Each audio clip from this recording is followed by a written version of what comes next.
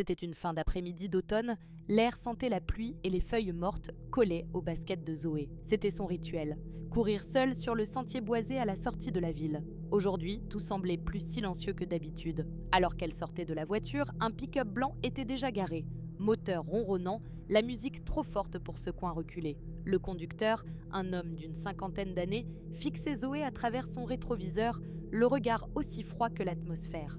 Zoé voulait ignorer la sensation de malaise et se concentrer sur sa course. Mais à peine eut-elle franchi l'arbre du départ qu'elle sentit ce regard brûlant dans son dos. Elle se cacha derrière un buisson pour renouer un lacet d'effets. Soudain, elle entendit le pick-up démarrer, partir, puis revenir moins d'une minute plus tard. Il se gara cette fois juste en face de sa voiture, moteur coupé, musique éteinte. L'homme ne bougeait pas, il scrutait les alentours à travers son pare-brise embué. Le cœur battant, Zoé resta cachée, se retenant de respirer trop fort. Les minutes passaient, interminables, tandis que l'homme restait assis, impassible. Quand enfin un autre randonneur passa sur le sentier, elle bondit sur l'occasion, surgit de sa cachette et raconta brièvement la situation. Ensemble, ils avancèrent vers Batiakir, vers le parking. L'homme du pick-up sortit alors lentement de son véhicule, mais, en voyant Zoé accompagnée, il hésita, se figea, puis s'enfuit brusquement, claquant la portière derrière lui.